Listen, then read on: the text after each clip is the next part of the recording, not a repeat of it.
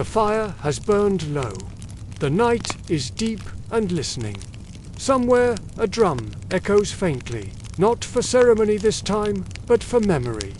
We have walked far together, from the trembling first call of the chosen to the ceremonies that bound them to spirit. We've journeyed from the healer's lonely hut, filled with herbs, to the king's courtyard, heavy with power, and beneath it all, we have felt one truth hum like a heartbeat. Healing, in the Zulu world, was never just medicine. It was meaning. It was belonging. It was keeping the world in balance when it wanted to fall apart. The Izangoma stood between life and death, not as a gatekeeper, but as a listener. They listened to dreams, to pain, to rivers and stars, and to the sighs of those who could no longer speak. And because they listened, a people could continue to live. Not perfectly, not without struggle, but with understanding. For in the rhythm of Zulu healing was an unspoken philosophy that every sickness begins with disconnection from land, from ancestors, from self. Every act of healing, from crushing bark in a calabash to whispering names over smoke, was a way of remembering what had been forgotten. When the healer woke before dawn, they didn't think first of power. They thought of balance, of whether the rains would come, whether the ancestors had been honored, whether the young ones still respected the drumbeat of the old ways. And when a child came with a fever, they saw not just the illness, they saw the unseen. A curse, perhaps a neglect of ritual, or maybe simply a sorrow unspoken. Healing was not quick or mechanical. It was a slow returning to harmony, a dialogue with what cannot be seen but is always felt. That patience, that reverence, became the foundation of Zulu spiritual philosophy, one that has outlived empires, wars, and modernity's noise. Many who walk the cities today still carry a piece of that calling. They may wear jeans instead of skins, work in clinics instead of huts, but when the dream calls, they listen. When a candle flickers on a kitchen table, they still pour a small sip of tea onto the ground for those who came before. When their heart feels heavy, they whisper, "Kuluma, Nami, Amadlozi, speak to me, ancestors." The old ways never truly leave. They just learn new clothes. In hospitals, across Durban or Johannesburg, you may find healers who also hold nursing degrees. They prescribe antibiotics and burn info. They record temperatures and recite ancestor names. To them, this isn't a contradiction.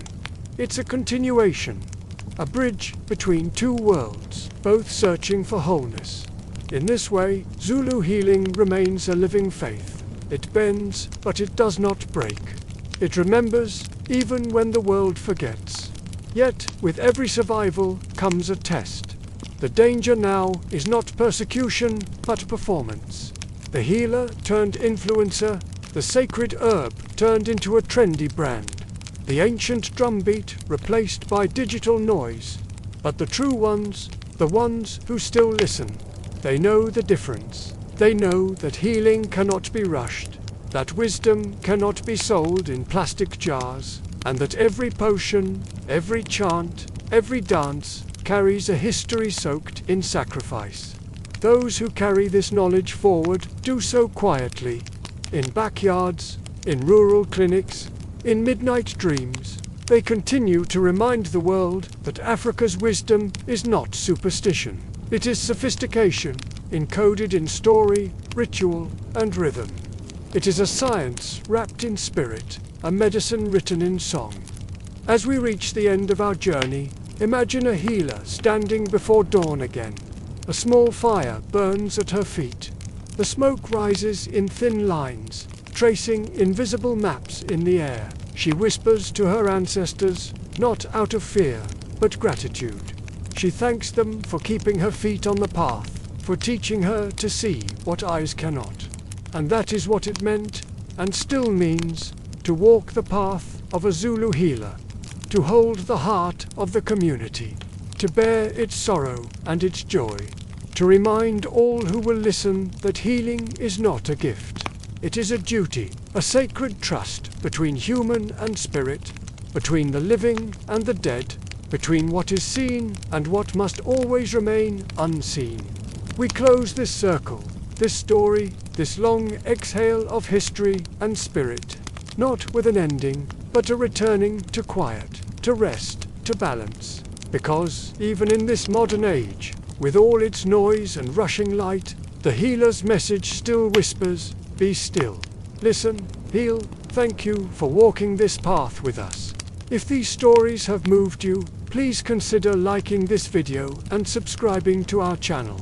Your support allows us to continue sharing these vital histories. Until next time, be well. You are now under Baobab Skies. Welcome back to Under Baobab Skies. Tonight, we journey deep into the heart of KwaZulu-Natal to explore the hidden world of Zulu healers. These are the custodians of ancestral knowledge, the guardians of the spirit, and the keepers of remedies that have guided their communities for generations. Imagine the early evening light. The sun dips low behind rolling hills, painting the landscape in hues of amber and crimson. Smoke curls lazily from distant hearths, its scent mingling with the smell of wet earth and wild herbs. In the quiet rhythm of the villages, a figure moves silently, carrying bundles of leaves and roots, their eyes sharp yet deeply reflective. To an outsider, they might seem like any other villager, but to their community, this is the healer vital bridge between the living and the ancestors, between illness and health, between chaos and order. To be a Zulu healer is to walk a path that traverses both shadow and light. It's a life where every action carries immense weight, where every misstep sends ripples across the entire community. Their lives are far from easy. The training is long and painstaking, often involving nights spent in deep trance or quiet contemplation. They face social suspicion and carry a profound emotional strain that accompanies the sacred wisdom they wield. And yet, for so long, the world has been blind to the subtle, powerful influence these individuals carry, the quiet ways they shape their society and preserve a vibrant culture. Let's pause here for a moment. Imagine yourself with us, as the fire crackles softly and we rest beneath the emerging stars. The air hums with the sound of distant drumbeats, and the whisper of the wind through the acacia trees seems to speak in the ancient language of the ancestors themselves. This is the atmosphere where healing begins. Tonight, we will explore the healer's world in its entirety. We'll start with the burdens and responsibilities of their daily lives, then move into their sacred practices and rituals. We will unravel the mystery of ancestral communication and finally reveal the elite roles these healers hold within traditional Zulu leadership structures. Each story, each pause, each image is carefully chosen to carry you gently through history, across generations, and into a state of calm, thoughtful reflection. The path of the healer begins in solitude, with immense discipline and a quiet, unshakable courage. Every day brings the weight of responsibility, not just to heal the sick, but to protect the spirit of the community, to mediate conflicts, and to maintain the delicate, sacred balance between the human and ancestral worlds. Their training is not merely about learning skills. It is a profound initiation, a journey of discipline and lifelong learning under the guidance of mentors who have themselves walked these shadowed corridors of wisdom. Let's pause once more. As the darkness deepens, the stars begin to emerge, faint at first, then bursting forth in bold, brilliant clusters. If you listen closely, you might hear the distant, melancholic call of the nightjar, or the rhythmic swish of tall grass in the evening breeze. It feels as though the world itself is whispering the secrets of time. As the moon rises, our journey into the healer's life continues. Tonight, we explore not just the remedies and rituals, but the immense courage, the boundless patience, and the moral weight carried by those who serve both the living and the ancestors. Their story unfolds slowly, organically, like a river flowing to the sea, like a fire crackling through the night, like the stars watching quietly from above. Thank you for joining us. If you find value and peace in these stories, please consider liking this video and subscribing to our channel. It helps us continue to bring these important narratives to light. You are now under baobab skies, and the story begins now. Imagine a world where your name is whispered in both fear and reverence. In the heart of Zulu villages, this is the reality for the healer. Children speak of you in hushed tones. Mothers seek you out when all hope seems lost. And the elders, the keepers of tradition, offer a silent nod of acknowledgement. But what lies beneath this visible reverence? What is the true cost of walking this ancient path? By the end of our journey today, you'll understand the profound daily burdens, the immense emotional strain, and the relentless social pressures that shape a Zulu healer from their first steps as an apprentice to the quiet wisdom of a master. This path isn't chosen lightly. Often, it is the ancestors who call a spiritual summons that cannot be ignored. From that moment, a life of ordinary expectations fades away, replaced by an intricate web of responsibility that binds the healer to their community forever. The training is a crucible, designed to forge not just a practitioner, but a vessel of immense spiritual and physical knowledge. Think of the young apprentice, sitting for endless hours, tasked with memorizing a vast library of plants, roots, and minerals. Each one holds a specific power, a unique effect on the body and the spirit. There is no room for error. A mistake isn't just a failed remedy. It can be a matter of life and death. Weeks, even months, are spent in disciplined silence. The apprentice learns not by asking, but by observing. They watch the senior healers, absorbing the unspoken language of the leaves, the sacred rhythm of chants that have been passed down for generations, and the subtle signs of illness that remain invisible to the untrained eye.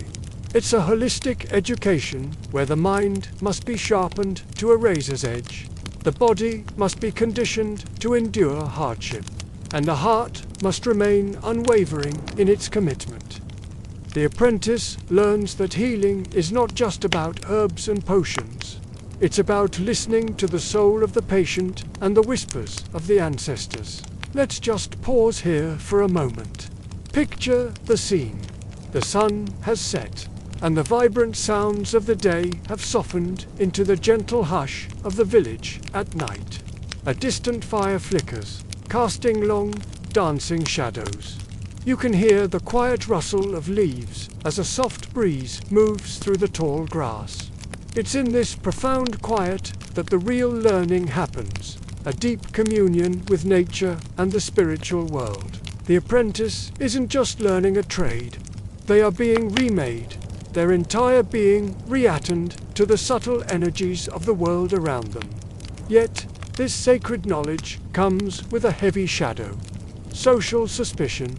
In a culture where the lines between magic and medicine are beautifully intertwined, the healer's power is often feared as much as it is revered. Villagers whisper. They talk of the power to bless, but also the power to curse. They wonder about the ability to reveal hidden truths or to conceal dark secrets. Can the healer truly speak with the ancestors, those who walk unseen among the living? This constant undercurrent of mistrust is a river the healer must navigate with extraordinary grace. It requires immense patience, profound wisdom, and a moral compass that is absolutely unshakable. Every action is scrutinized, every word weighed.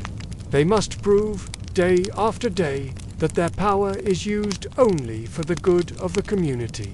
And this brings us to the emotional toll. a constant companion on the healer's journey. They are not detached clinicians. They cannot erect a wall between themselves and the suffering of their people. Every illness, every injury, every birth, and every death is a personal weight upon their soul. A healer must absorb the collective fear, grief, and hope that flows through the village. They carry the anxieties of a mother with a sick child, the despair of a farmer facing a drought, and the sorrow of a family in mourning. Their homes are sanctuaries, but also front lines. The nights are rarely for rest. They are long, filled with prayer, meditation, and the careful preparation of remedies under the silent watch of the moon and stars. There are profound moments of doubt, bone-deep exhaustion, and an isolating solitude that few can understand. In these quiet hours, they might question their own strength, their own abilities. Yet they must continue. They have to rise with the sun, ready to face another day, because the well-being, the very life of the community, often rests upon their shoulders. Let's pause again. Take a deep breath. Imagine you're there, breathing in the scent of the African night, the rich, earthy aroma of the veldt, the comforting crackle of a hearth fire somewhere nearby. Try to feel the quiet determination, the resilient spirit that courses through the healer as they prepare to face another day of unseen battles, armed with knowledge, faith, and an unbreakable love for their people. Beyond the personal and emotional struggles are the cultural expectations, a weight just as heavy. A Zulu healer is far more than just a medical practitioner. They are a teacher, a moral guide, a historian, and often the first point of counsel for disputes and community crises. Villagers come not only with physical ailments, but with troubled hearts, family conflicts, and questions about their path in life. The healer must listen without judgment, offering guidance that is both impartial and compassionate, decisive yet discreet. Their reputation is a fragile vessel, built over decades of trust and selfless service.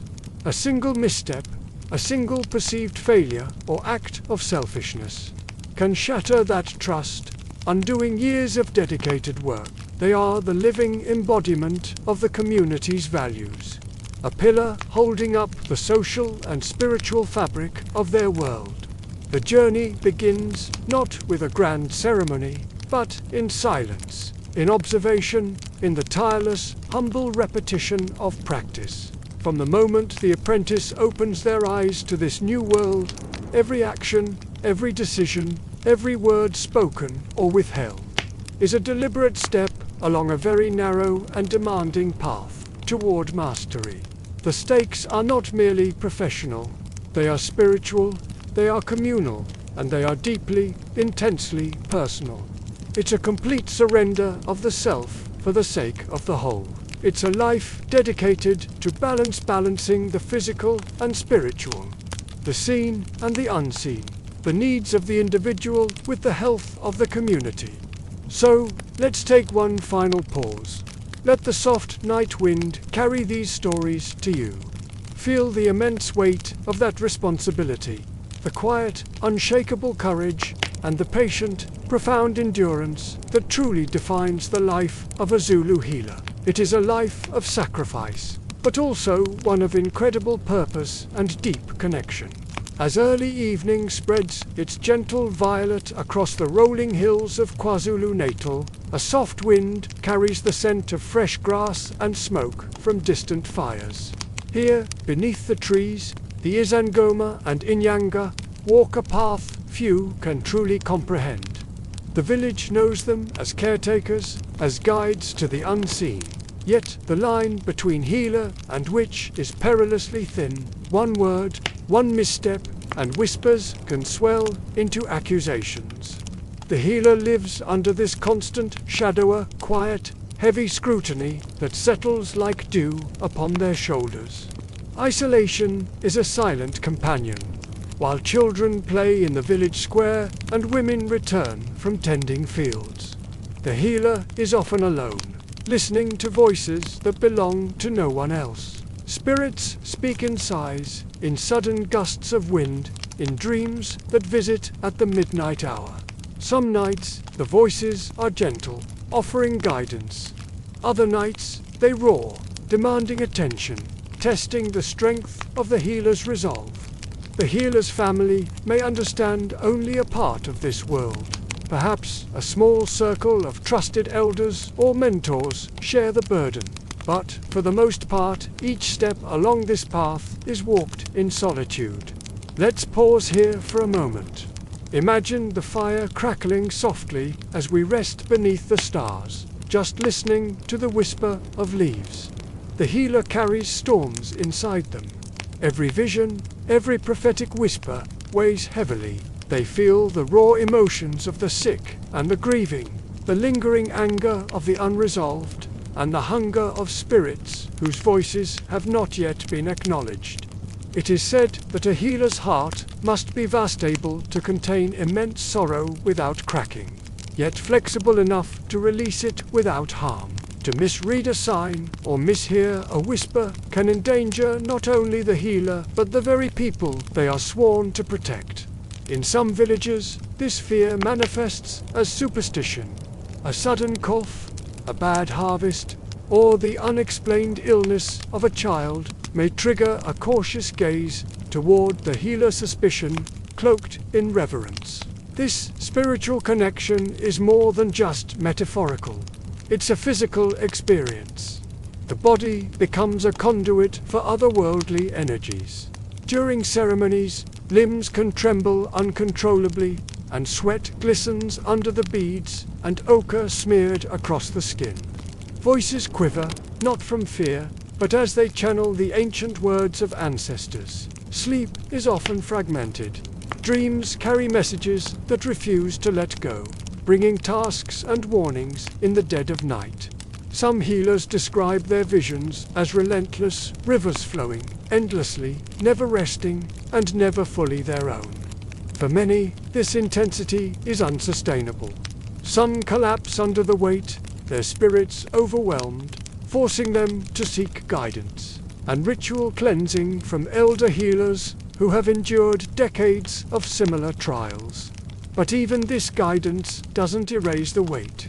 It simply teaches the healer how to carry it more gracefully, how to anchor themselves with ritual and rhythm, to breathe with intention, to ground themselves in earth and water. A quiet morning spent walking along the river, feeling the cool current against bare feet, can be a powerful reminder of the continuity of life, that pain is transient, while the ancestral knowledge they carry is timeless. Each healing ceremony, each consultation with the spirits, reinforces this delicate balance, allowing them to continue their work with humility and resolve. Though communities vary, suspicion is an almost universal companion. A healer might be consulted in daylight for their wisdom and then whispered about by night. Every success can be overshadowed by fear. Each cure is proof of their power, yet it is also a reminder that the unknown can be dangerous. The healer's existence is a delicate dance honoring the spirits, serving the sick, and carefully navigating human judgment. Some healers develop a thick, unshakable resilience. Others are permanently scarred by doubt and social rejection. Yet, the call to heal is inexorable, a tether that cannot be severed without profound consequence. It is within this crucible of pressure and purpose that the healer's identity is forged.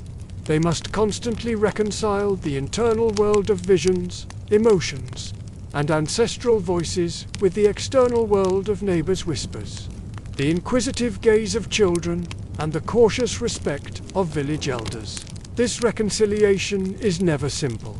Each day presents new choices that weigh moral responsibility against spiritual duty. To heal without becoming consumed requires immense patience, courage, and a profound understanding of human nature itself. Despite these immense challenges, there is a profound beauty in the healer's life, in the quiet moments, When smoke curls from ceremonial fires and the wind carries ancestral songs through the trees, the healer feels a connection that transcends the everyday world. Every life touched, every illness soothed, every whispered guidance received from beyond it is a powerful reminder of why the path was chosen, why the storms are endured. Their burden is heavy, but their purpose is sacred. Within each act of care, each whispered prayer, the healer enacts a vital balance between life and spirit, between fear and reverence. Let us pause once more. The crickets chirp softly, the fire crackles low, and the healer rests, leaning against the warmth of community and ancestors alike. Many healers, in the end, speak of this duality as both a gift and a trial, to be feared and respected, isolated and yet central.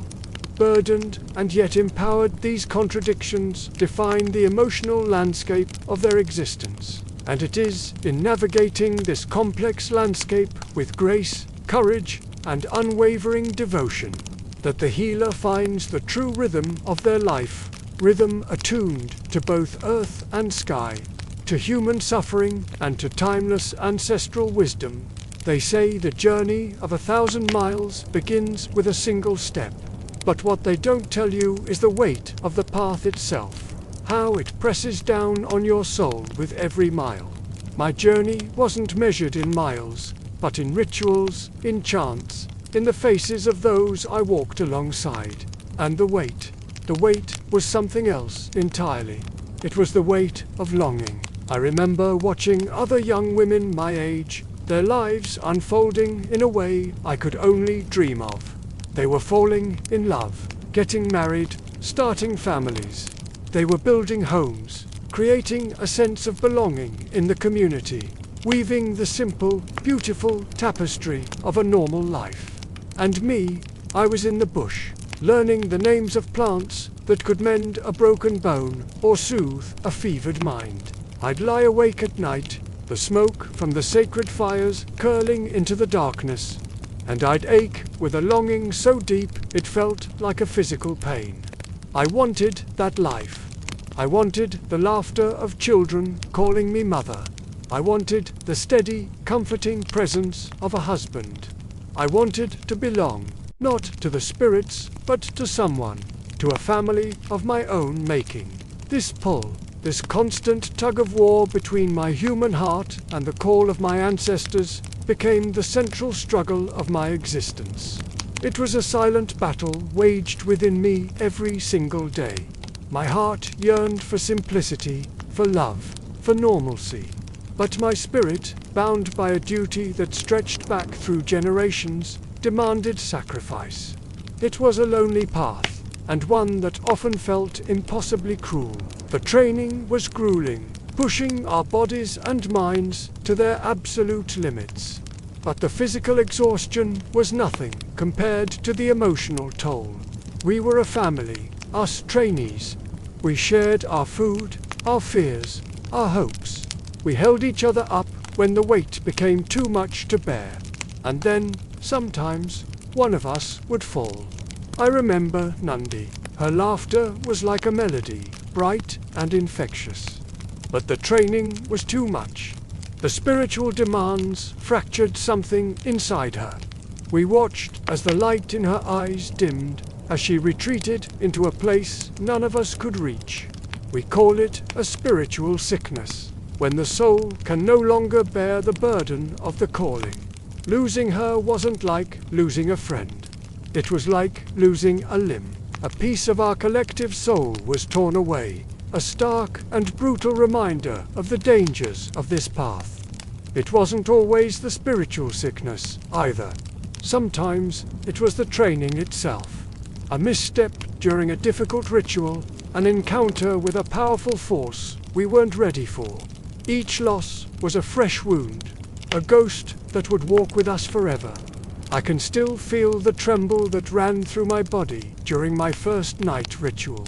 The air was thick with the scent of burning herbs and melting Kalfat candles, their flickering light casting long, dancing shadows on the walls of the hut. I was just a girl, surrounded by the elders, their faces etched with the wisdom of ages.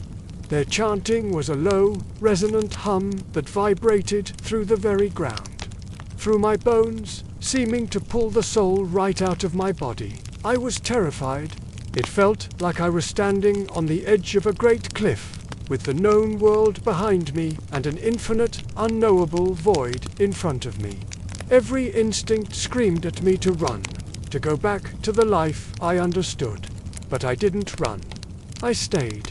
I trembled. I cried, but I stayed. And in that moment of surrender, something shifted. I realized that this fear, this overwhelming sense of being small and powerless, was not just my own. It was a taste of the fear my future patients would feel. It was the terror of a mother watching her child slip away. The despair of a man whose body is failing him. The confusion of a soul lost in the darkness of its own mind. Each initiation, each trial was designed to break me down, to strip away my ego, my desires, my sense of self. It was a process of emptying.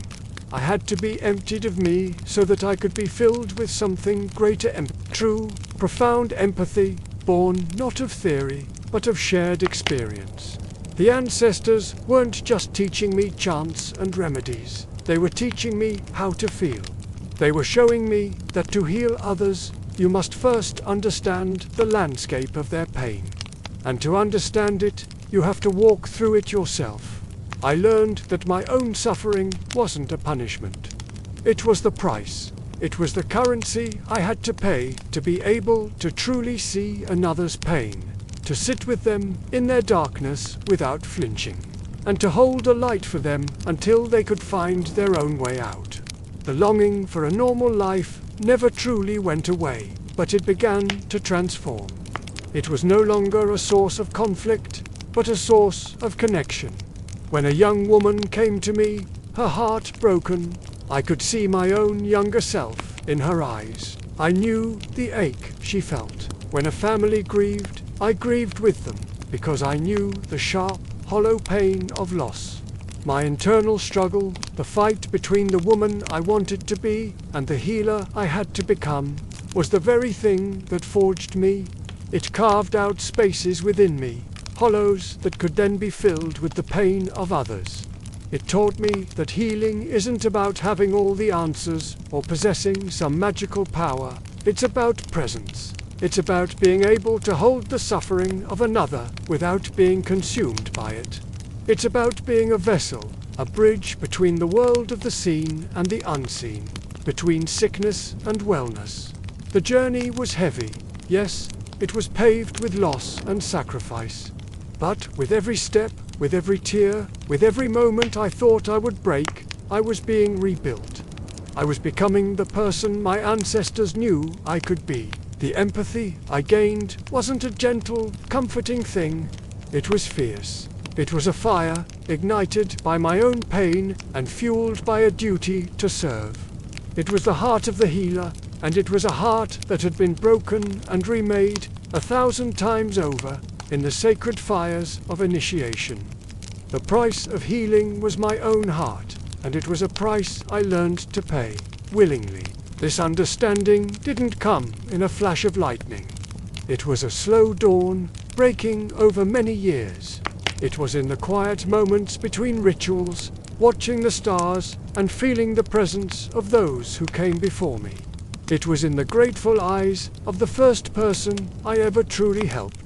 In that moment, seeing the relief wash over their face, I finally understood. The family I had longed for wasn't one of husband and children, but a much larger family, my community. My purpose wasn't to build a single home, but to be a home for those who were lost, hurting, and in need of refuge. My longing for belonging was finally satisfied, not by fitting in, but by serving. The weight of the journey was still there, but it no longer felt like a burden to be carried. It felt like an anchor, grounding me in my purpose, in my power, in my truth. As the first light of dawn spills gold across the misted valleys of KwaZulu-Natal, The Inyanga, the herbalists of the Zulu people, begin their day. They don't start with words, but with quiet observation. In these hills, each leaf, each stem, each twisting root is a voice, speaking a language far older than memory. The apprentice healer walks silently beside the elder, ears attuned to the rustle of leaves, eyes following the slow dance of sunlight on dew. The world speaks in subtle patterns, and the healer's task is to listen. Herbal medicine here is not a simple catalogue of cures. It's a living conversation between body, spirit, and community. A root pulled from the mountainside may cure a fever, but it might also whisper strength to a grieving soul.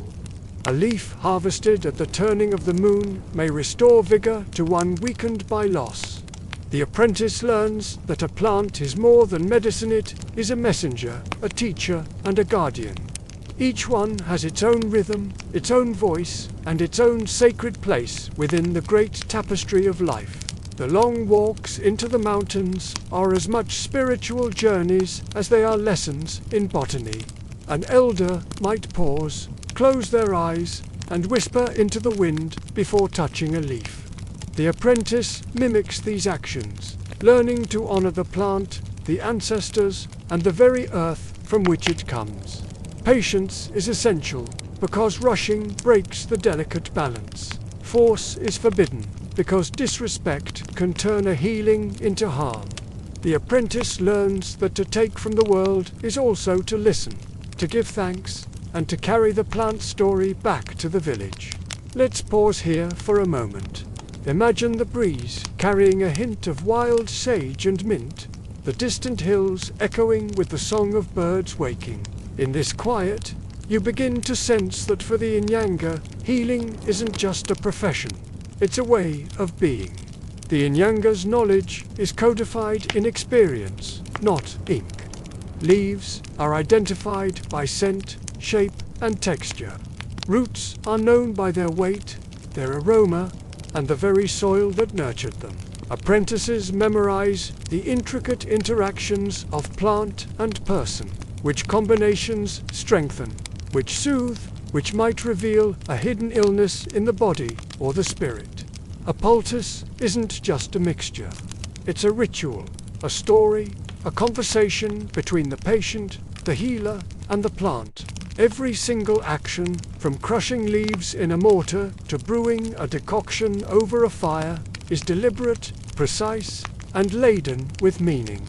Apprentices also learn that the plant's spirit is alive and must be respected. They whisper to it, asking for permission before they harvest, acknowledging its power.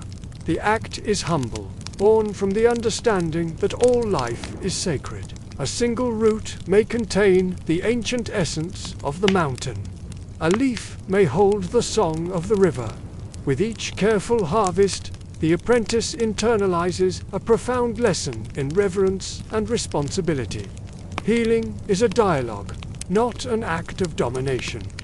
Even the smallest herb carries multiple layers of significance. One leaf might heal a stomach ailment while also warding off malevolent spirits. Another root might restore physical strength, but only if it's prepared under the guidance of the moon and accompanied by a specific song. The apprentice is taught to perceive not just the chemical properties of the plant, but its spiritual resonance, its unique rhythm, and its relationship to the patient, the village, and the ancestors.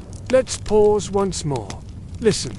The soft rustle of the trees whispers secrets. As we sit quietly beneath the shade, we can almost feel the weight of countless generations who walked this same path before us. Listening to these same voices. Learning this language is a lifetime's pursuit. Elders test their apprentices with subtle exercises. They might be asked to identify plants by touch alone, to prepare mixtures blindfolded, or to predict the effects of a combination before it's even brewed. Mistakes are met not with harshness, but with gentle correction, with stories of past errors, and with reminders that the path of the healer is one of endless patience, humility, and observation. Knowledge isn't hurried. It grows like a vine, slow and deliberate, wrapping itself around understanding until mastery emerges naturally from within. Through this process, the apprentice begins to see the larger web of life. Healing is never an isolated act. The plant connects to the earth, the animals, the water, and the community. To administer medicine is to honor all of these connections. A fever cured in one household resonates throughout the village. Strength restored to one elder fortifies the entire lineage. The language of plants teaches the healer to think in webs, in networks, in rhythms that extend far beyond a single person. By the close of the day, as the apprentice returns with a basket of herbs, the true gift of the plants becomes clear. It's not just their medicinal effect, but the way they shape perception, cultivate empathy, and instill a deep sense of wonder. To touch a leaf is to touch a lineage. To inhale its scent is to breathe in centuries of practice. To brew a decoction is to participate in a living tradition that binds the community, the ancestors, and the land itself. The rhythm of harvesting, preparing, and administering herbs becomes a meditation. Hands move slowly, deliberately, guided by both memory and intuition. Each step, from selection to application, reinforces the sacred connection between the healer, the patient, and the world. Through this cycle of repetition, observation, and reverence, the apprentice absorbs a language far older than words, the ancient, living language of plants. In these quiet hours, as the sun sets, the apprentice learns that to heal is to listen, to wait, and to honor. Each plant teaches a lesson, each leaf tells a story, each root sings a song. By walking with the elders, whispering to the herbs, and observing the rhythms of the natural world, the apprentice becomes attuned to forces both visible and unseen. The language of plants is just the first verse of a song that will continue for a lifetime, a melody that binds body, spirit, and community in perfect harmony. As twilight softens the edges of the rolling hills, the Inyanga and Sangoma prepare for their sacred ceremony.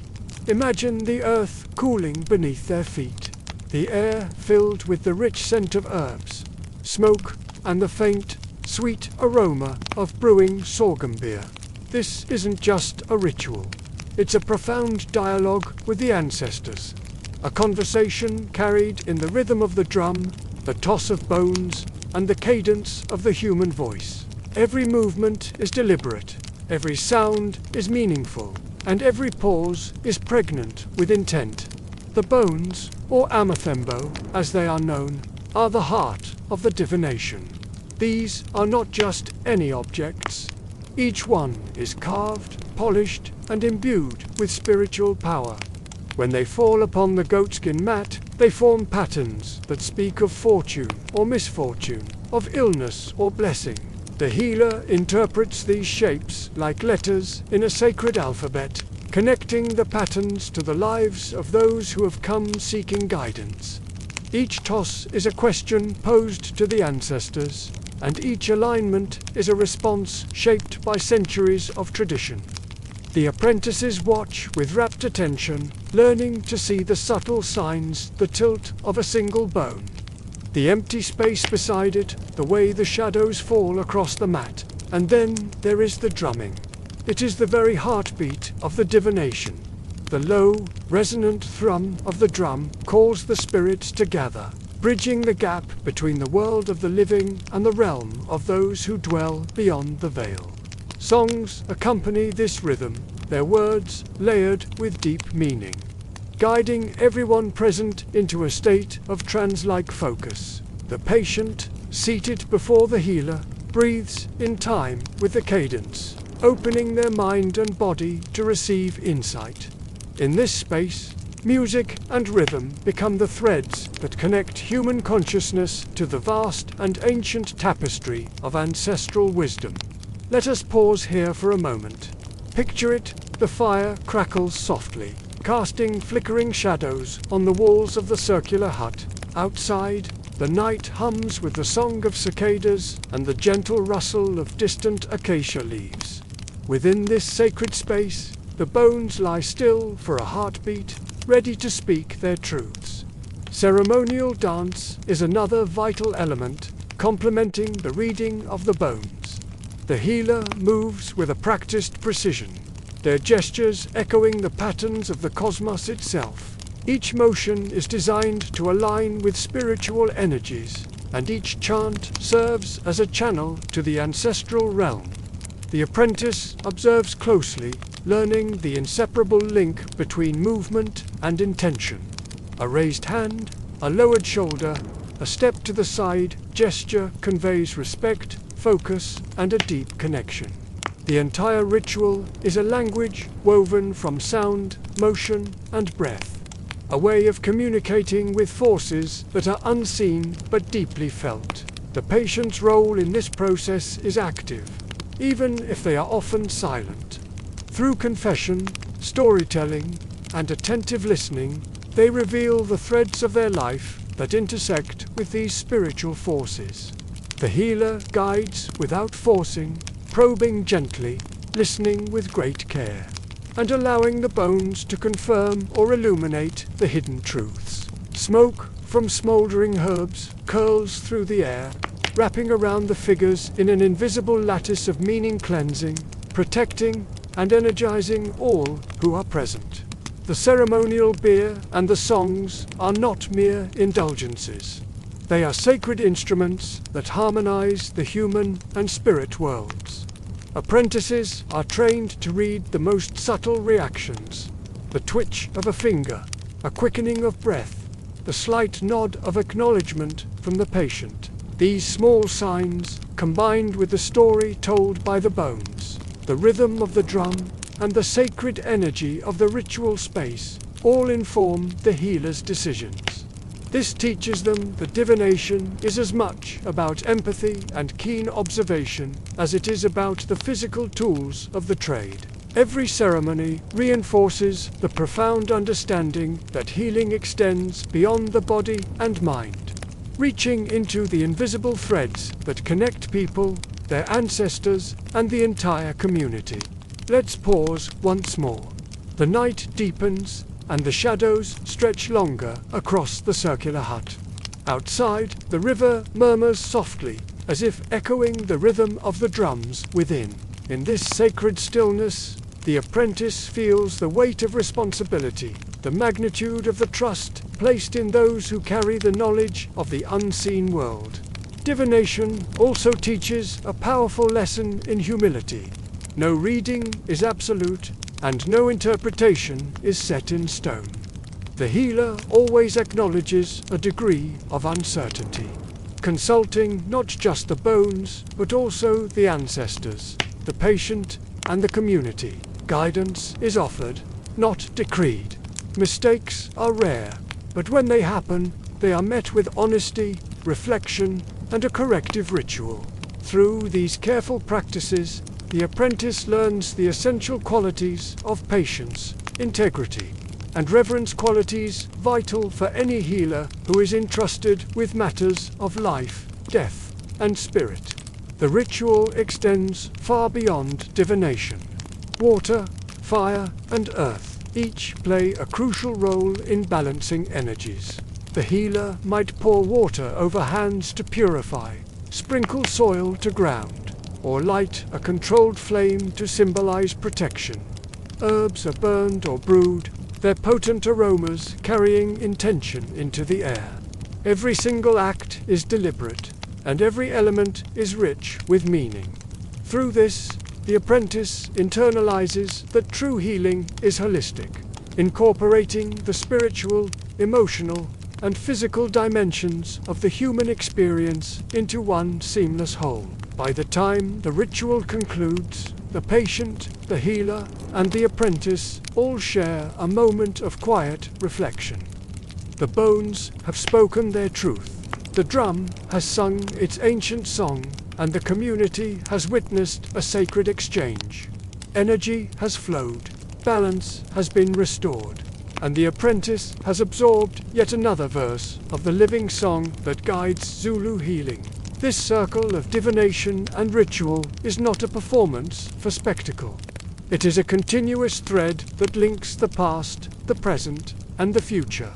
Each ceremony reinforces the powerful bonds of community, the authority of the ancestors, and the profound responsibility of those who carry this ancient knowledge. Through rhythm, bones, and song, the apprentice learns that healing is not merely an act, but a calling, a lifelong devotion to harmony, respect, and service to others.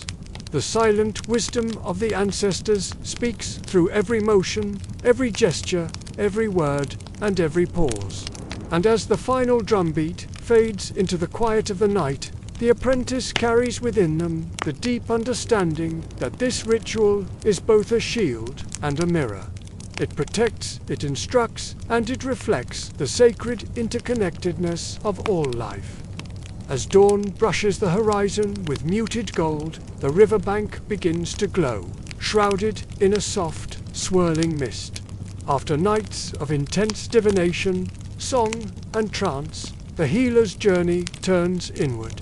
It is time for the ritual of renewal, a ceremony that is quiet, reflective, and profoundly restorative.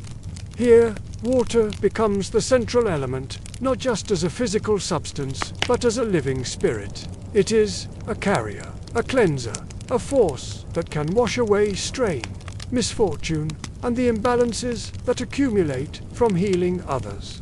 The healer wades into the cool, gentle flow of the river, cupping the water in hands lifted towards the sky. They whisper words learned from elders and ancestors, a lineage of knowledge passed down through generations. Each ripple on the water's surface becomes a conversation, each droplet a messenger working to cleanse the soul and fortify the healer's resolve for the path ahead. Along the riverbank, ritual objects are arranged with great care on smooth, cool stones. Herbs rich with medicinal and spiritual properties. Animal fat, a vessel for energy, and offerings of food and snuff lie in wait. The healer's apprentice watches, absorbing every detail. They learn that each item is chosen not just for its practical power, but for the history and intention it carries. The healer whispers to the herbs, acknowledging the spirits that dwell within them, activating their purpose. A portion of meat or beer is poured onto the earth. This is not waste. It is a bridge to the ancestors, a tangible expression of gratitude, a request for protection, and an appeal for guidance. The ceremony unfolds slowly, deliberately, in rhythm with the rising sun.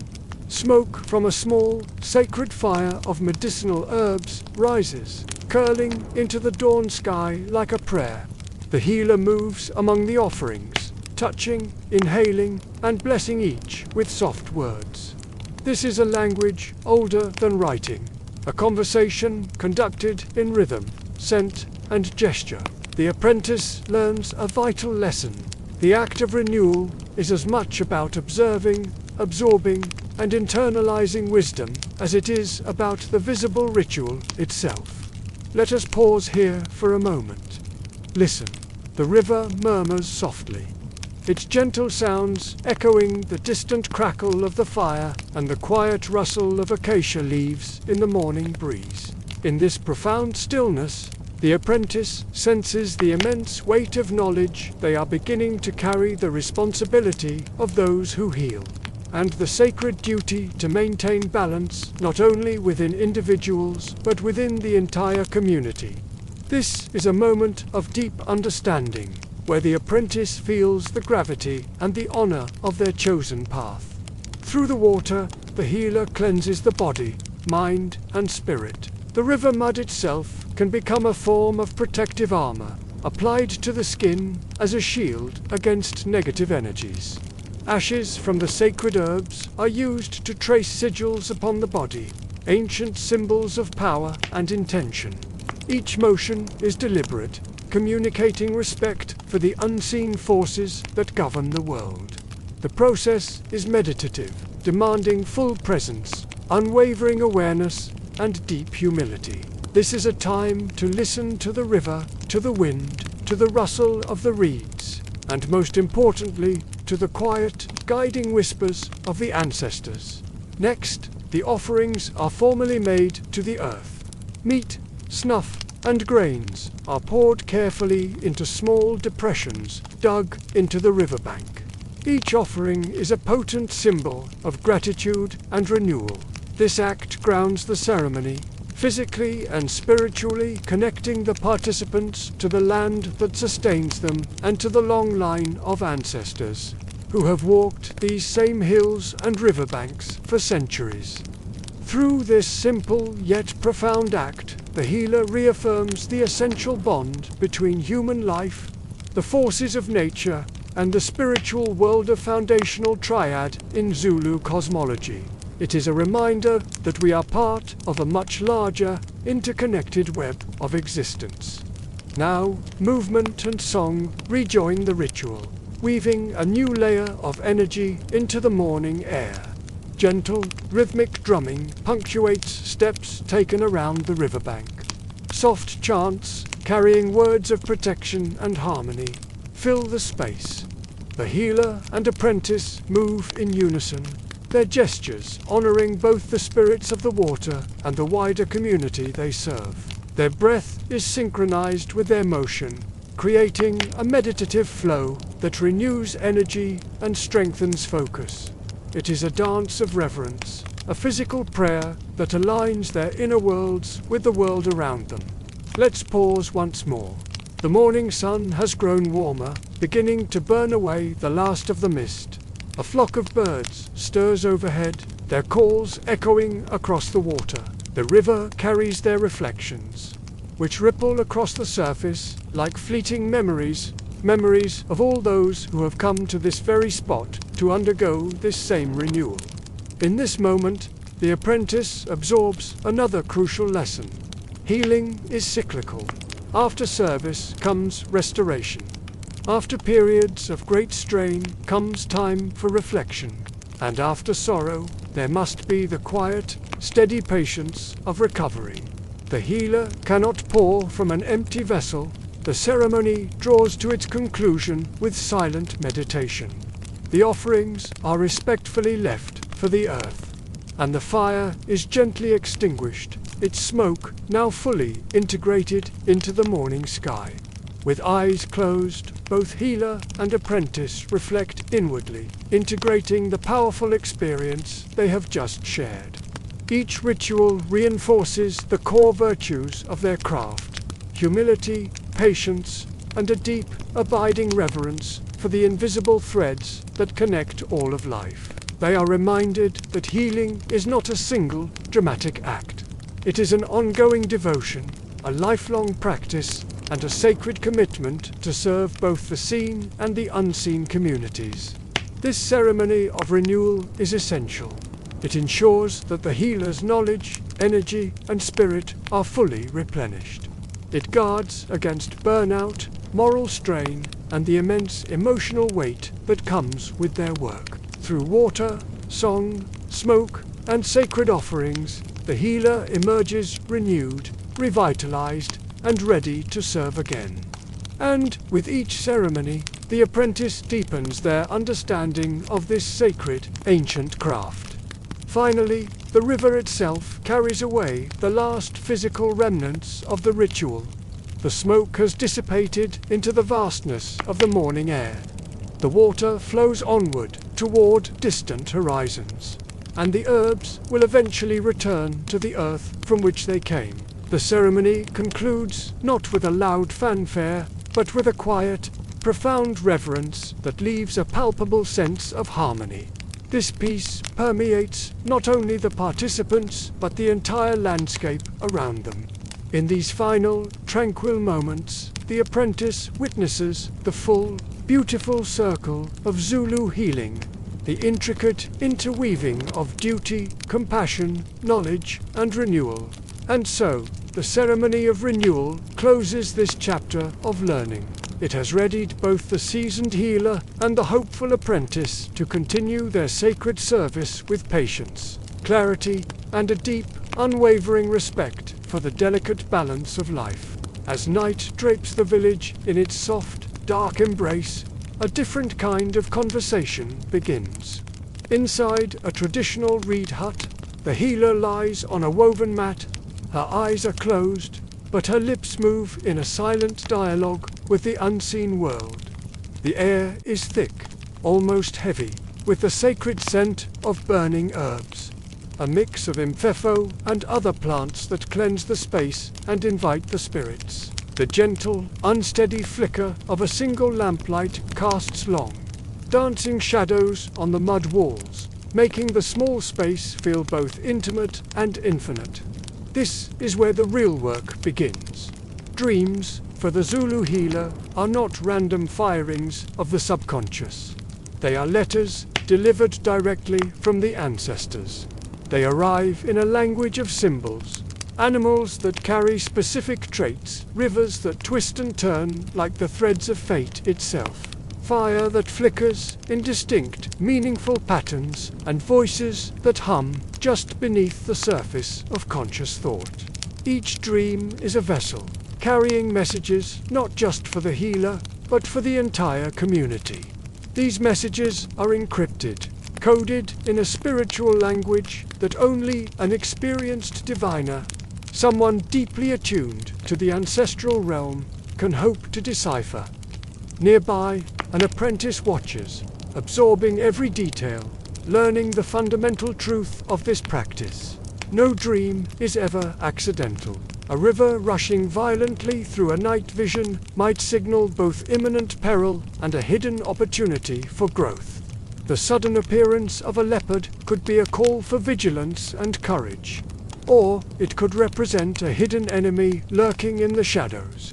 Even a scent, like that of burnt grass in a dream, can be a potent warning from the ancestors. The apprentice learns that each element must be felt in the body, a visceral reaction, as much as it is seen in the mind's eye. This is the heart of the healer's practice. Surrender. It's about releasing the ego, letting go of control, and allowing the dream to speak through you, unhindered. The trance state, the bridge to this other world, deepens. It's coaxed along by the steady, rhythmic beat of a distant drum, the subtle whisper of the curling smoke, and the discipline of focused, intentional breathing. In this state, the healer's body becomes a vessel, a sacred channel for ancestral presence. Her muscles relax completely. Her heartbeat synchronizes with the unseen rhythm of the spiritual world, and time itself seems to stretch and bend, creating a continuum where the waking world and the dream world overlap and merge. In these profound moments, the healer is neither fully herself nor fully spirit. She is a living bridge between worlds, a conduit for ancient wisdom to flow into the present.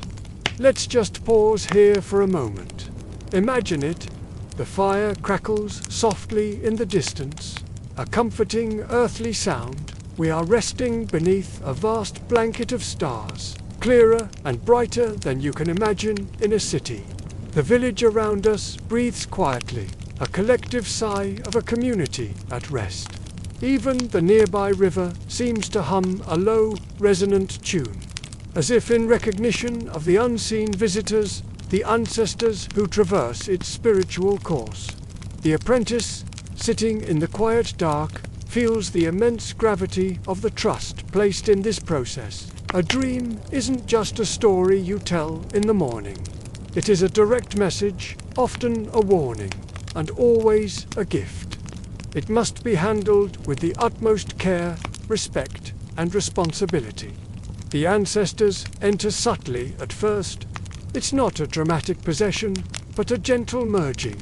The healer's fingers might twitch. Her eyelids flicker rapidly beneath her closed lids. Words may be whispered from her lips, spoken in a language not entirely of this world, a mixture of ancient dialects and pure spiritual utterance. Sometimes she speaks aloud, channeling the message directly. Other times, she remains perfectly still, simply receiving the information, a conduit rather than a sender. Each visitation, though brief, is incredibly intense and carries profound wisdom. It could be a warning of a coming disease, information about the approach of enemies, or crucial advice for resolving communal disputes. But silence is just as important as speech. Understanding is not immediate. It is cultivated through patience, deep reflection, and a quiet, listening heart. Over many years of dedicated practice, the healer learns to translate this complex dream language. The symbols become clearer, their meanings more accessible. A flock of birds flying across the dreamscape might indicate the movement of people, a migration, a visit, or a departure. A broken calabash, a common household item, might signal a deep disruption within the community, a broken bond that needs mending. The apprentice is taught that these symbols are never one-dimensional. They are layered with meaning. Multiple interpretations can coexist, and the correct one depends on the specific context, the season, the spiritual state of the village, and even the questions being asked by the community. The practice of recording these visions in notebooks with symbolic sketches, repeating them, and discussing them with elders forms the very backbone of Zulu divination. It's a living, evolving library of ancestral knowledge. The intensity of this dream communication can be physically and emotionally demanding. The healer's heart might race, her palms might sweat, and her sleep is often fragmented, interrupted by sudden and urgent ancestral interventions. But she accepts this strain. It is not a burden, but an integral part of her sacred calling. Each dream, no matter how taxing, strengthens her intuition, sharpens her insight, and deepens her empathy for the people she serves. These nocturnal dialogues are not idle imaginings or fantasies. They are vital, living threads woven into the social and spiritual fabric of the village, holding everything together. Let's pause again. The lamplight inside the hut flickers, casting shifting shadows. Outside, a gentle wind rustles the leaves of the acacia trees. In the distance, the river continues its faint, constant hum. The apprentice, watching the healer, makes a mental note. He understands that even the smallest details in these dreams, the direction a shadow falls, the particular shimmer of moonlight on imagined water can be the key that unlocks a critical decision in the real world. Dreams are not just pictures. They are living maps for navigating life. They are moral compasses, and they are spiritual correspondence, all wrapped into one powerful experience. As the night deepens and the first hints of dawn approach, the healer slowly returns from the trance. The powerful presence of the ancestors recedes, like mist burning off at sunrise. Her eyes open, her limbs stretch, and her breath steadies, returning to a normal rhythm. She is back, but she is changed. She carries the weight and wisdom of the messages she received. Now, the work of interpretation begins. What advice must be offered to the family struggling with conflict? What warnings must be conveyed to the village leaders? And most importantly, how can she guide her community to act in harmony with the ancestral instruction she has been given? The river of dreams has flowed through her body and mind, and in its wake, it has left the precious gifts of knowledge, caution, and profound clarity. This is the sacred, repeating rhythm of the Zulu healer's life: sleep, trance, dream, translation, and guidance. Each complete cycle reinforces her essential role as a mediator between the physical and spiritual worlds, a custodian of ancient knowledge, and a devoted servant to both her ancestors and her community. In this worldview, dreams are never trivial. They are the first language of guidance, the sacred code of the ancestors, and the ultimate key to maintaining balance, harmony, and well-being within the living world. As night falls over the village, a quiet tension settles in, broken only by the low, steady pulse of drums. Women and men, their bodies adorned with red and white beads, cowrie shells, and braided hair, gather in a circle around the healer. The air grows thick with smoke from burning herbs and the sweet, earthy scents of incense. With each breath, the mundane world falls away, preparing the body to receive the ancestors. The healer takes the first measured steps, swaying in time with the drums. Hands rise and fall, fingers tracing patterns invisible to the untrained eye. As the rhythm deepens, the drums echo in the chest of every person in the circle, a single, shared heartbeat. Soon, the healer's movements become more fluid.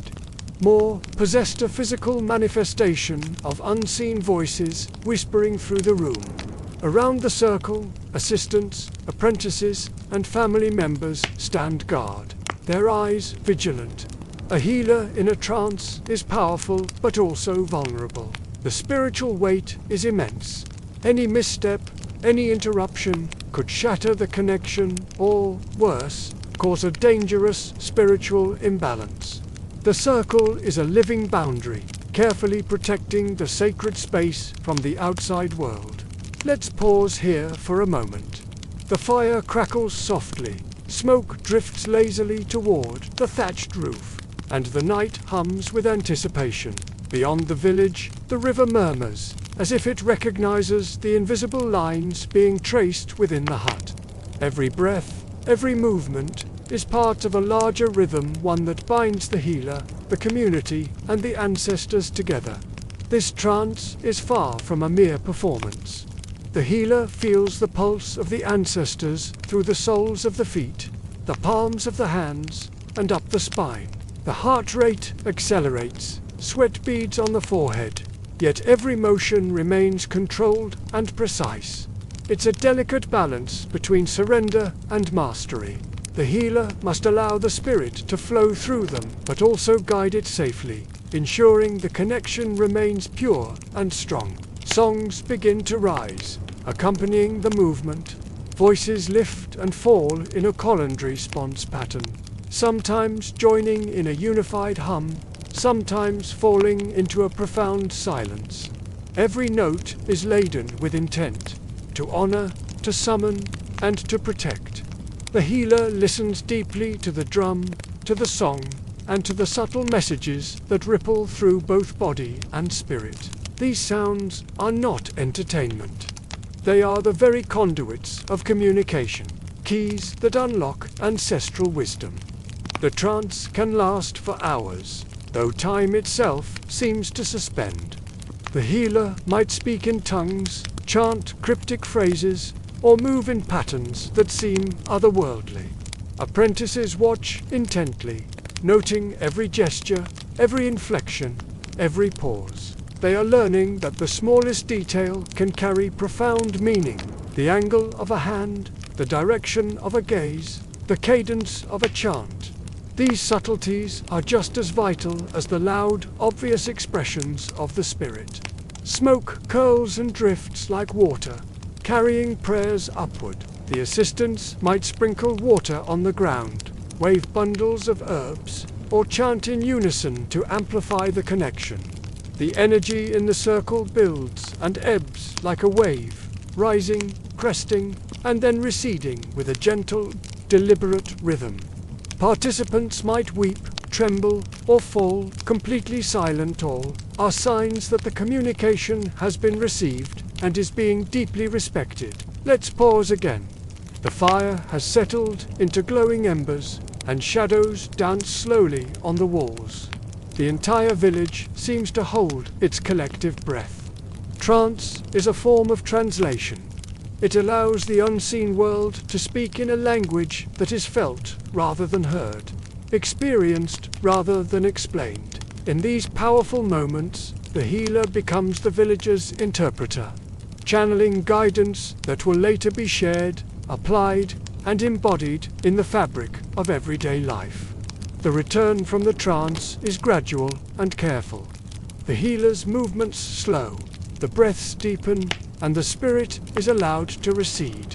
Muscles relax, the heartbeat returns to its normal rhythm, and awareness of the surrounding space sharpens. Often, tears stream silently down the healer's face, a mixture of release, humility, and profound gratitude.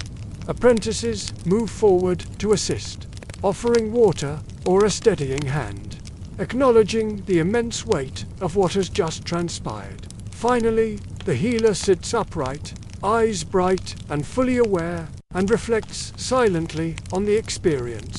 The community may then approach with questions, seeking the guidance that the trance has revealed. But some messages remain private, encoded in gestures and symbols that only the initiated can understand. The ritual of trance is both a gift and a heavy responsibility, is a bridge between worlds, a lesson in patience and a powerful demonstration of courage. This sacred practice, the rhythm of the drum, the cleansing smoke, the possessed movement, forms the very heartbeat of Zulu ancestral communication. It is the living pulse of ancient wisdom, a discipline of both body and spirit, and a continual, powerful reminder that our world is layered, interconnected, and alive with unseen voices waiting to be heard. Every healer belongs to a lineage, a living thread stretching back through countless generations. It's a connection that is both deeply personal and profoundly communal. And woven into this lineage are codes, secret languages that protect the sacred and guide the healer's path. These aren't just old traditions, they are living, breathing systems of knowledge. Think of songs whispered only in certain seasons, specific gestures understood only by those initiated, and objects that pulse with a power far beyond their physical form. These codes are never taught lightly. The responsibility is immense. A single misstep, a word spoken to the wrong person, could unravel the delicate balance, bringing spiritual disharmony, social discord, or even real danger to the healer and their community. Look closer. Objects become anchors of memory and meaning. Bones, horns, shells, carved figures, and beads are not just decorations, they are arranged with incredible care. Each placement, each orientation, tells a story. For the apprentice, learning to read these objects is like learning to read a sacred text. They must understand their messages in relation to the patient, the moment, and the broader rhythm of ancestral guidance. A white cowrie shell might signify protection, while a carved horn could signal the presence of a specific ancestor. These symbols are alive, part of an ongoing dialogue that extends far beyond what our eyes can see. Then there are the coded chants. The words might sound simple to an outsider, but their true power is hidden in their rhythm, their intonation, and their deep historical context. Each syllable resonates in both the physical and the spiritual realms. When spoken correctly, these chants awaken unseen forces, aligning the healer with the immense wisdom of the ancestors. Often, the literal meaning is intentionally obscured from those not initiated. This protective secrecy ensures that the spiritual knowledge is respected, preserved, and remains potent. Learning these codes demands patience, discipline, and a quiet courage. The journey of an apprentice is one of careful observation, endless repetition, and deep internalization, all under the vigilant watch of an elder healer. They quickly learn that not all knowledge is spoken. So much is demonstrated, felt, and absorbed through ritual practice. A slight tilt of the head, a deliberate pause in a movement, the precise way hands are cupped over a fire, every single action carries profound meaning. This embodied knowledge, learned through muscle and memory, is just as critical as any chant or herbal mixture. This entire system is built upon a foundation of community trust. Healers cannot and do not operate in isolation. They are part of an intricate web of relationships, bound by duty to their patients, to families, and to other spiritual custodians in the community. Ethical responsibility is at the very heart of their practice. To share too much knowledge, or to use it for personal gain, is a grave transgression, breach of both social and spiritual law. Those who break this trust may find themselves ostracized, spiritually burdened, or experiencing a string of misfortunes. It's a powerful, living warning to all future generations about the weight of this responsibility. Let's just pause here for a moment. Imagine the scene. A fire crackles softly, its flickering light dancing on mud walls. The night itself seems to hum with the quiet, watchful presence of ancestors. In this space, the healer's world feels both intimately personal and unimaginably expansive, holding personal mastery and communal duty in a delicate balance. It's in the silence between the chants, in the gaps between the gestures, that you can feel a meaning just as powerful as the acts themselves. Within this system of secrecy, families often guard their own specific knowledge. Certain songs might be passed down only to firstborn children. Particular gestures might be reserved only for those who have completed years of dedicated apprenticeship. Sacred objects may remain hidden away for months or even years, until the healer discerns the absolute right moment for their use. These codes are the lifeblood of continuity. They ensure that ancestral wisdom is neither lost nor diluted over time, and that the lineage remains spiritually strong and resilient through the ages. But even within this secrecy, the codes are also communal. Healers must often act in concert with one another, especially when the community faces a crisis like an epidemic, a severe drought, or a period of conflict. Messages travel between them through subtle, almost invisible means. A particular pattern of beads displayed in a window, a specific rhythmic tapping on a ceremonial drum heard across the valley, or the careful placement of a small offering at a river bend. To an outsider, these might seem like mundane, everyday acts. But for the initiated, they are urgent, living communications carrying vital information and calls to action.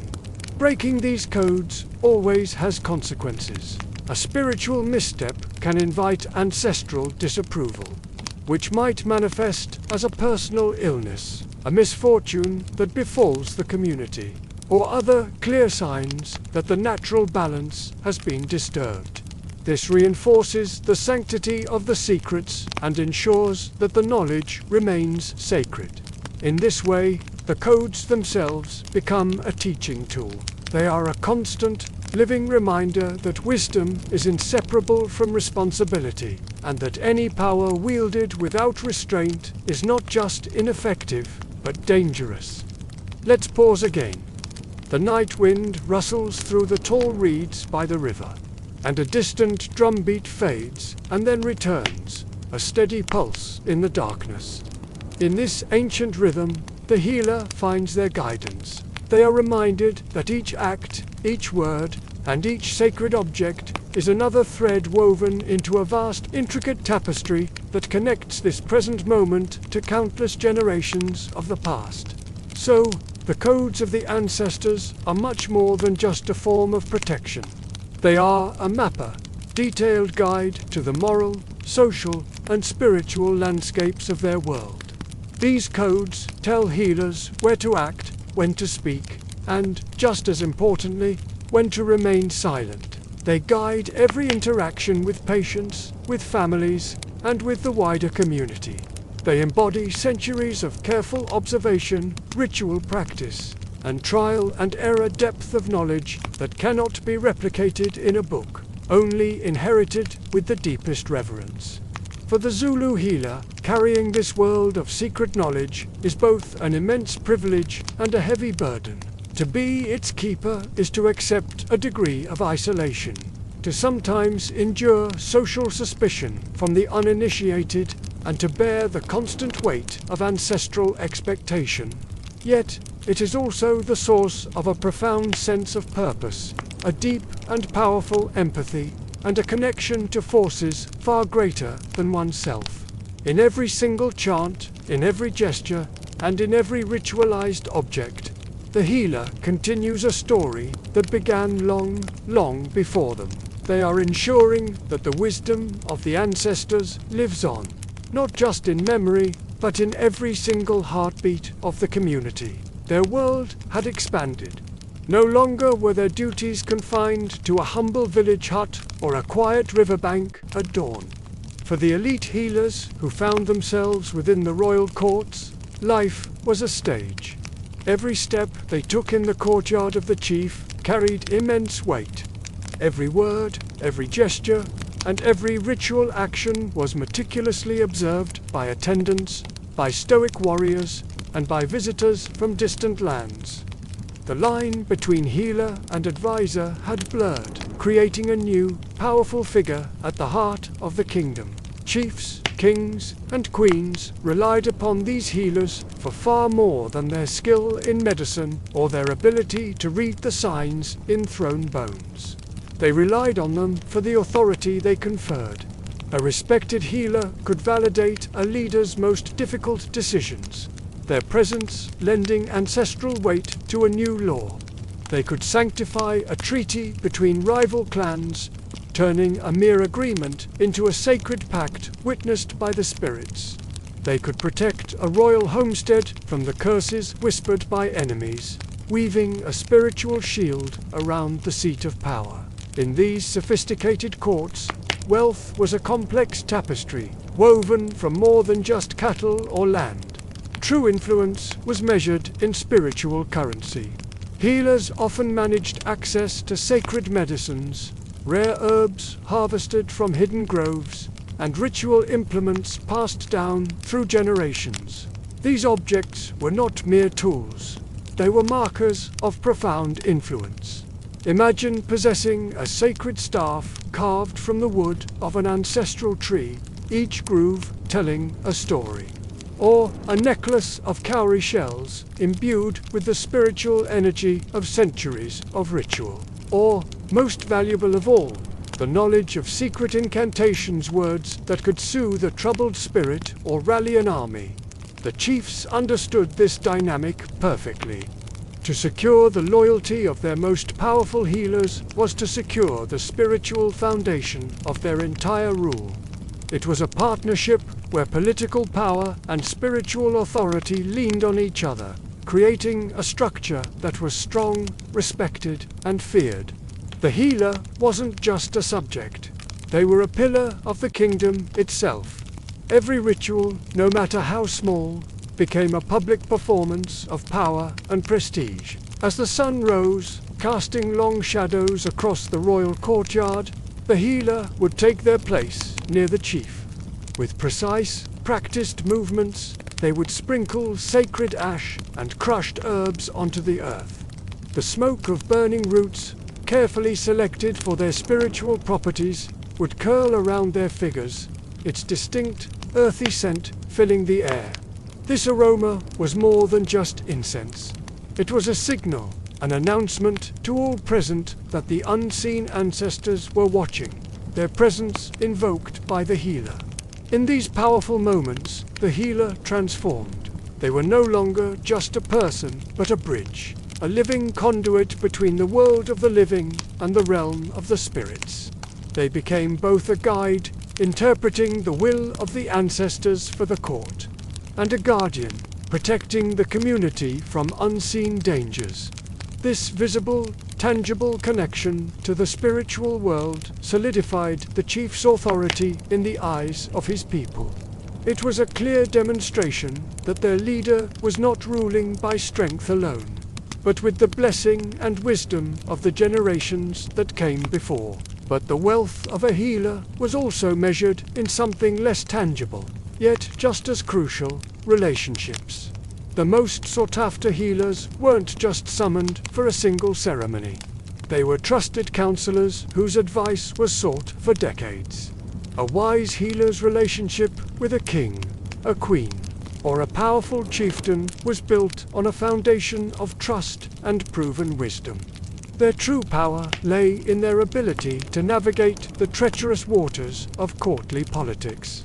They were masters of observation, able to interpret the subtle omens that foretold a good harvest or a coming conflict. They knew how to maintain the favor of influential figures, balancing respect with a quiet authority that even the most powerful warriors acknowledged. An elite healer knew which ambitious sub-chief might act rashly if left unchecked, and how to gently guide them back into line. They understood the deep-seated clan rivalries that could ignite into open conflict with a single careless word, and they knew with absolute certainty which ancient ceremonies required precise, unwavering adherence to ancestral law, lest the spirits be offended.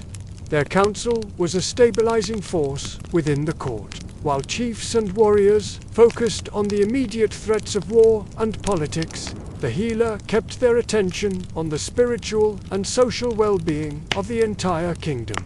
They were the quiet strategists, the keepers of balance, whose influence was felt in every major decision, even if their voice was rarely the loudest in the room. However, this profound influence was a double-edged sword, demanding constant vigilance. Healers were both deeply respected and intensely feared. The same power that could heal a sick child or bless a warrior for battle could also be seen as a threat. A single misstep in a critical ritual, a forgotten word in a sacred chant, could bring instant disgrace, stripping them of their status and influence overnight. The favor of the court was a fickle thing. Even more dangerous was the knowledge they held. The secret properties of a rare herb or the wording of a powerful incantation were guarded jealously. Revealing such a secret to the wrong person, a rival, a spy, or even an unworthy apprentice could provoke the wrath of both the chief and the ancestors. The consequences could be severe, ranging from exile to death. To survive and thrive in this high-stakes environment, these elite healers developed a masterful balance. Their reputations were built not just on their undeniable skill, but on their discretion and their seemingly infinite patience. They learned to read two worlds simultaneously. They could interpret the signs in the patterns of smoke and the alignment of the stars, but they could also read the subtle cues of human ambition, the slight hesitation in a warrior's stance before they spoke, the strained tone in a chief's voice that betrayed his anxiety, the shifting, restless attention of the court during a long ceremony. Every glance, every whisper, every moment of silence was a piece of information. Every ceremony in the royal courtyard was therefore layered with meaning and symbolism. When a healer administered a protective blessing before a dignitary's long journey, or anointed the chief's personal spear before a major battle, each gesture resonated far beyond the immediate moment. It wasn't just a ritual, it was a public declaration. The crowd of onlookers, the assembled warriors, and the visiting traders all witnessed a powerful statement of influence. The healer, and by extension the chief, were not acting alone. They were guided, protected, and empowered by ancestral wisdom. The life of an elite healer was also punctuated by storytelling. As the sun set and the fire crackled in the center of the crowd, casting flickering shadows on the faces of those gathered, the cool night air would settle over the homestead. This was the time for stories. The healer, often an elder by this point, would share the great tales of the ancestors, of legendary battles fought and won through courage and spiritual power. They would also tell cautionary tales, stories of rival healers who had risen to great heights through their skill, only to fall due to arrogance, greed, or carelessness. These stories were not mere entertainment to pass the long evenings. They were living lessons, a curriculum for the next generation. They were warnings, guidance, and history all rolled into one. Apprentices, sitting silently at the edge of the firelight, learned much more than just spells and herbal recipes. They learned the subtleties of persuasion, how to command respect without raising one's voice. They absorbed the complex rhythms of leadership and began to understand the immense weight of responsibility that came with wielding true spiritual authority. And so, in the world of the elite healer, wealth and influence were inseparable. They were two threads woven together so tightly that they became a single, strong cord. Their power was a rich tapestry woven from the knowledge of herbs, the mastery of ancient chants, the wisdom of the ancestors, the possession of sacred ceremonial objects, and the careful cultivation of human relationships.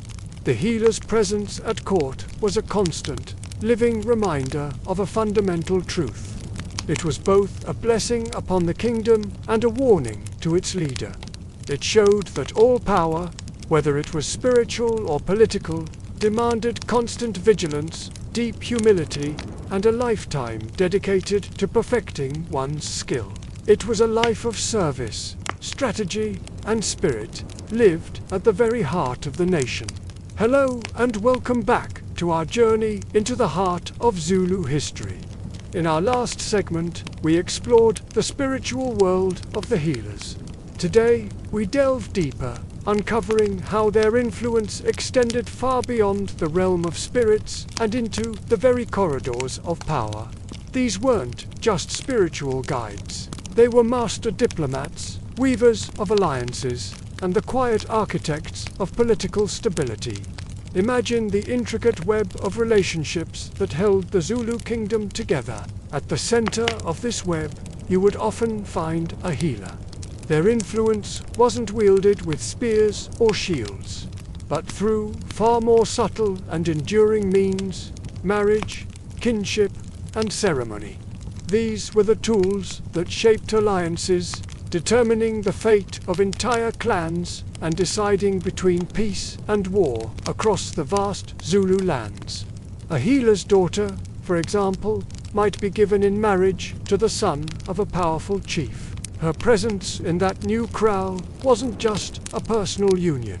It was a living, breathing treaty, reinforcing ties that could prevent devastating raids or settle simmering disputes over land and cattle. This was diplomacy in its most personal form. Similarly, sending a healer's apprentice to another chief's homestead was a strategic move. This young apprentice carried more than just satchels of herbs and ritual knowledge. They carried trust. By sharing their sacred skills, they were strengthening the network between communities, creating bonds of mutual respect and reliance. These human connections were the threads that wove the social fabric of the kingdom, making it resilient and strong. It was a brilliant system where spiritual authority was translated directly into social and political capital, ensuring that the wisdom of the ancestors flowed through the veins of the entire society. Now, let's step inside the great hut, the council hall, where the most critical decisions were made. Picture a circle of esteemed elders and fierce warriors, their faces etched with the weight of responsibility. And there, among them, sits the healer. When they spoke, it wasn't in direct commands or blunt pronouncements.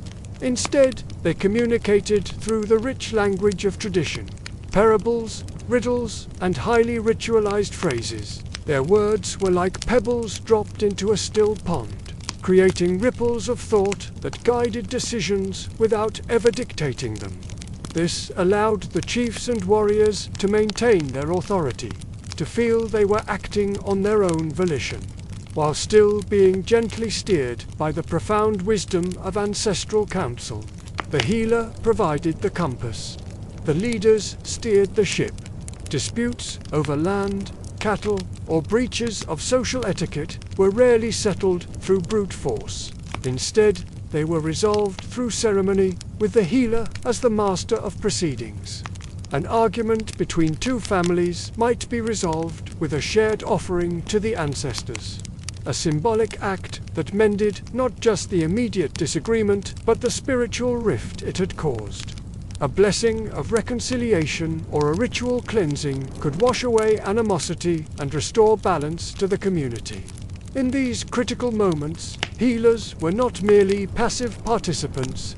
They were the arbiters of justice and harmony. Their deep knowledge of tradition and human nature was the ultimate stabilizing force, ensuring that conflicts were resolved in a way that strengthened, rather than fractured, the community.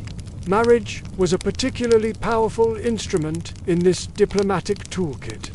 When a healer's family allied with the ruling family through marriage, it was a union of spiritual and temporal power. This connection not only enhanced the healer's own influence, but also wove them more deeply into the community's leadership structure, strengthening social cohesion through these intricate kinship networks.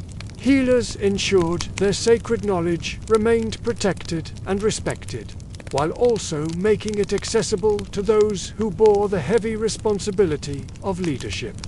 Women healers, in particular, often excelled in this delicate dance. Their roles as mothers, wives, and sisters gave them a unique perspective. They were natural mediators, using their keen empathy, sharp observation, and ritual expertise to negotiate disputes and soothe tensions long before they could escalate into open conflict. They were the quiet guardians of communal peace. But the healer's role in politics wasn't limited to ceremony and social harmony. They were also sharpened strategists, their minds a repository of critical intelligence. Elite healers were the keepers of the kingdom's calendar, meticulously tracking seasonal movements of people and game. They kept a close watch on the intentions of rival clans and monitored the flow of trade routes. Their counsel was sought on everything from the optimal timing for moving vast herds of cattle to new pastures, to the most defensible placement for a new homestead. When conflict loomed, they advised on the spiritual and practical preparations for warriors. This wasn't guesswork. It was a sophisticated blend of empirical observation, divination, and generations of inherited wisdom. It created a network of insight so powerful and so comprehensive that it could rival any modern intelligence agency. A chief who listened to their healer was a chief who was always one step ahead. Of course, wielding such influence required immense skill and discretion. The political landscape was a complex terrain of shifting alliances and simmering rivalries. A healer had to navigate this world with extreme care, possessing the wisdom to know precisely when to speak, when to remain silent, and when to act. Their social power was built on a foundation of reputation and trust, a foundation that was both incredibly potent and dangerously fragile. A single error in judgment, a poorly timed word, or a failed ritual could have devastating consequences. Their authority could be questioned, their ceremonies ignored, and their families' hard-won alliances could crumble. The stakes were incredibly high. Conversely, the healer who masterfully balanced the demands of diplomacy, ritual, and strategy would see their prestige soar. They would earn the unwavering loyalty of their chief and the deep respect of the community. Their voice would become one of the most influential in shaping the future, not just of their own clan, but of entire regions. This delicate balancing act was the true test of a great healer. It wasn't enough to know the secrets of the spirit world. One also had to master the intricate art of human relationships and political maneuvering. The greatest healers were those who could walk with equal grace in the world of the ancestors and the world of men.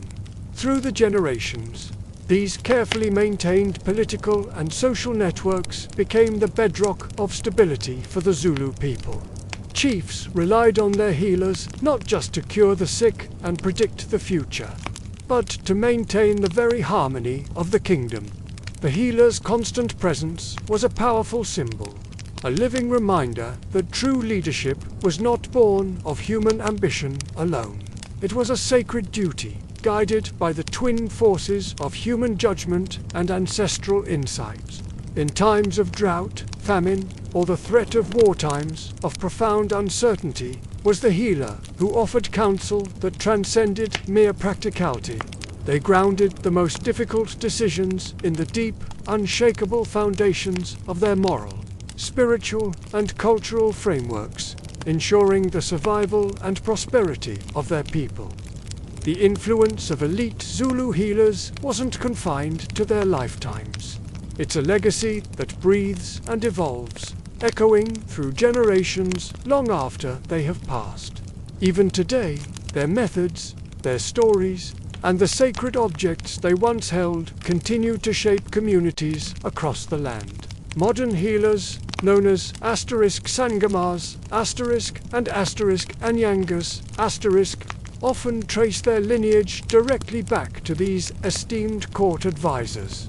They are the living vessels of ancient knowledge, tasked with the incredible responsibility of blending ancestral wisdom with the complex needs of our contemporary world. Imagine this, a modern clinic in the heart of Durban, its sterile walls standing in stark contrast to a traditional kraal, just a short distance away. It might seem like two different worlds, but the underlying philosophy is one and the same. Healing is not just about the body. It's a delicate and intricate dance between body, mind, spirit, and the community that surrounds us. It's about restoring balance, not just curing symptoms. This holistic approach, pioneered by the great healers of the past, is what continues to give this practice its profound power and relevance. The role of the healer has always been one of adaptation. They are masters of context, able to apply ancient principles to new and ever-changing environments. Today, you might find a traditional healer serving in a modern hospital, consulting with doctors on holistic treatments, and offering a perspective that conventional medicine sometimes overlooks.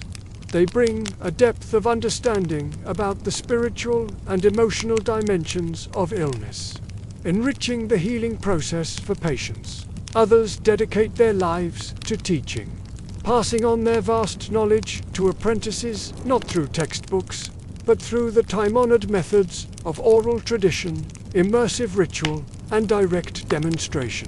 It's a hands-on, heart-led education. At the core of this transmission is a set of unwavering principles, profound respect for the ancestors who guide them, a commitment to ethical practice, and a deep sense of responsibility to the community they serve. Of course, the modern world brings its own challenges. Commercialization can sometimes threaten to dilute these sacred practices, turning deep spiritual work into a superficial transaction, but communities are resilient. They continue to honor the old ways, ensuring the authenticity and continuity of their heritage through sacred ceremonies, rigorous apprenticeships, and the careful observation of ancient rituals. This isn't just about preserving a tradition. It's about safeguarding a vital part of their identity. The legacy of these healers is also deeply cultural, woven into the very fabric of Zulu identity. The stories of their wisdom, their power, and their unwavering integrity are told and retold in festivals, sung in songs, and passed down through captivating oral narratives. These stories do more than just entertain. They are living memories, reminding new generations of the delicate balance between wielding spiritual authority and fulfilling one's human obligations. Even as society hurtles forward, embracing modernization, the healer's role remains as crucial as ever. They are a moral compass, a guardian of communal health, and a keeper of tradition. One might think that the stark divide between urban and rural life would diminish the healer's significance. But in reality, it only highlights their incredible adaptability. In the bustling cities, healers navigate a complex world of government regulations. The pervasive stress of urban living and modern health challenges that their ancestors could never have imagined. They provide a sanctuary of traditional wisdom amidst the concrete and chaos, helping people reconnect with their spiritual roots. Meanwhile, in the tranquil rural villages, healers maintain their deep, unbroken ties to the ancestors, the land, and the close-knit local networks that have sustained them for centuries. Here, their practice is intimately connected to the rhythms of nature and the collective spirit of the community. But whether in the city or the countryside, they embody the same powerful qualities: resilience, cultural pride, and a profound sense of continuity. They remind us, time and again, that true healing is never solely a physical process. It is, and always will be, a spiritual and social journey. If we were to search for a single, enduring symbol of Zulu healing, it might be this. Something both fragile and unbreakable, like a sacred clay vessel passed carefully, from hand to hand, from teacher to apprentice, from the distant past into the living present. Each vessel carries more than just water or herbs. It holds stories, knowledge, and the very spirit of the lineage. Every chant that is sung, every herb that is gathered, every ritual that is performed is a thread connecting the living to the ancestors, binding the individual to the community, and weaving history into the present moment. The elite healers of old, whose influence once shaped the destinies of kingdoms and the well-being of households, left behind more than just remedies. They left a blueprint for life, a timeless lesson that echoes to this day. Power, in its most profound and authentic form, is not about dominance or control. It is power that is exercised with care, guided by wisdom, and rooted in a deep and abiding reverence for all of creation. It's a legacy of healing that continues to guide, protect, and inspire. The fire has burned low. The night is deep and listening. Somewhere a drum echoes faintly, not for ceremony this time, but for memory. We have walked far together, from the trembling first call of the chosen to the ceremonies that bound them to spirit. We've journeyed from the healer's lonely hut, filled with herbs, to the king's courtyard, heavy with power. And beneath it all, we have felt one truth hum like a heartbeat. Healing, in the Zulu world, was never just medicine. It was meaning. It was belonging. It was keeping the world in balance when it wanted to fall apart. The Izangoma stood between life and death, not as a gatekeeper, but as a listener. They listened to dreams, to pain, to rivers and stars, and to the sighs of those who could no longer speak. And because they listened, a people could continue to live. Not perfectly, not without struggle, but with understanding. For in the rhythm of Zulu healing was an unspoken philosophy that every sickness begins with disconnection from land, from ancestors, from self. Every act of healing, from crushing bark in a calabash to whispering names over smoke, was a way of remembering what had been forgotten. When the healer woke before dawn, they didn't think first of power. They thought of balance, of whether the rains would come, whether the ancestors had been honored, whether the young ones still respected the drumbeat of the old ways. And when a child came with a fever, they saw not just the illness, they saw the unseen. A curse, perhaps a neglect of ritual, or maybe simply a sorrow unspoken. Healing was not quick or mechanical.